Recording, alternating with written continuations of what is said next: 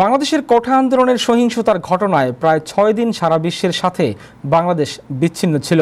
এর ফলে দেশের অর্থনীতিতে বড় ধরনের ধসের আশঙ্কা দেখা দিয়েছে। দেশে অর্থ প্রেরণ প্রবাসীরাও ভোগান্তির শিকার হচ্ছেন। রিপোর্টে বিস্তারিত। বাংলাদেশে অর্থনীতির প্রধান চালিকা শক্তির একটি রপ্তানি পণ্য আর একটি প্রবাসীদের রেমিট্যান্স। চলমান কোটা সংস্কার আন্দোলনের সময় দেশের ইন্টারনেট ব্যবস্থা অচল, ব্যাপক অগ্নিসংযোগ, সহিংসতার ঘটনায় সারা বিশ্বের সাথে ইন্টারনেট যোগাযোগ ব্যবস্থা বন্ধ হয়ে যায়। ফলে ব্যাহত হয় প্রবাসীদের রেমিট্যান্স প্রবাহ।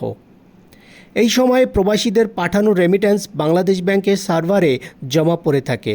ফলে লেনদেন স্বাভাবিক না হওয়ার কারণে অর্থনীতিতে দেখা দিয়েছে বিরূপ প্রভাব। স্বাধীনতার পরে অর্থনীতিতে এমন সংখ্যা দেখা যায়নি বলে জানান বিশেষজ্ঞরা।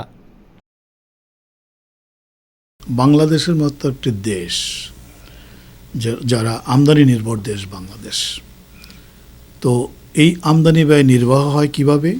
ফরেন কারেন্সি বা ডলার দিয়ে। সোজা কথায় আমরা যদি খুবই সাধারণ কথায় বলি, ডলার দিয়ে হয়। তো ডলারটা বাংলাদেশ কোথা থেকে পায়? মেনলি দুইটা সোর্স। একটা সোর্স হলো এক্সপোর্ট থেকে, অর্থাৎ রপ্তানি আয়, আরেকটা হলো রেমিটেন্স। তো রেমিটেন্স হলো বাংলাদেশে অত্যন্ত গুরুত্বপূর্ণ একটি খাত, যেখান থেকে বাংলাদেশ বৈদেশিক মুদ্রা অর্জন করে থাকে। আমি যদি এক্সপোর্টের ক্ষেত্রে বলি, দেখেন, আমি তো মনে করি যে যদি এমনি ভলিউম আমরা এক্সপোর্টে বেশি দেখি, বাট আপনি যদি নেট পজিশন বিবেচনা করেন তাহলে রেমিটেন্স হাইয়েস্ট এক্সপোর্টের চেয়েও। তার কারণটি হলো বাংলাদেশের এক্সপোর্ট মেইনলি রেডিমেড গার্মেন্টস।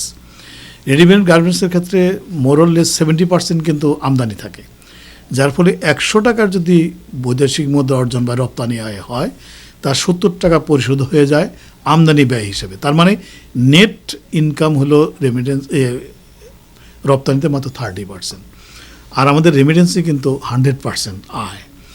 তো এই যে একটি সপ্তাহ বাংলাদেশের মতো একটা দেশের জন্য অত্যন্ত গুরুত্বপূর্ণ। আমরা হয়তো দেখছি যে এক সপ্তাহ, কিন্তু একটা বিশাল একটা ধাক্কা কিন্তু বাংলাদেশের অর্থনীতিতে পড়বে।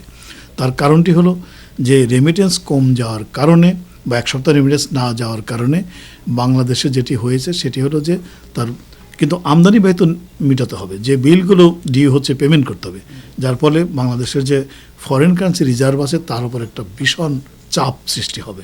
এটা হলো শর্ট টার্ম একটা। আর লং টার্ম হলো যে আপনি যেমনটি বললেন, আপনার প্রশ্নের মধ্যেই উত্তর আছে, একটা ক্ষোভ মানুষের মধ্যে আছে, একটা ফ্রাস্ট্রেশন আছে। এটি দুটি কারণ হতে পারে ফ্রাস্ট্রেশনের। একটি কারণ হতে পারে যে ধরেন বাংলাদেশে যে ধ্বংসাত্মক কাজগুলো হলো, এতগুলো জীবনের প্রাণহানি ঘটলো, এটা বহু মানুষ বিক্ষুব্ধ হয়েছে, সংক্ষুব্ধ হয়েছে, এটা ন্যাচারাল হতেই পারে। যার ফলে একটা বিরাগ বা একটা যে টাকা পাঠাবো না আমরা, এরকম একটা অ্যাটিচিউড মানুষের মধ্যে জন্ম নিতে পারে। সে কারণে যে টাকাটা জরুরি নয়, সে টাকাটি হয়তো দিস মোমেন্ট নাও পাঠাতে পারে তারা। সেক্ষেত্রে রেমিটেন্সের একটু প্রবাহটা ভাটা পড়তে পারে। সচেতন প্রবাসীরা মনে করছেন বাংলাদেশের অর্থনীতির এই অচল অবস্থা দ্রুতই কাটিয়ে ওঠার জন্য সরকারকে অফিস, গার্মেন্টস, ব্যাংক খুলে দিতে হবে। সাথে সাথে পরিপূর্ণ ইন্টারনেট সংযোগ চালু করতে হবে। SK সোহাগ, টাইম টেলিভিশন, নিউ ইয়র্ক।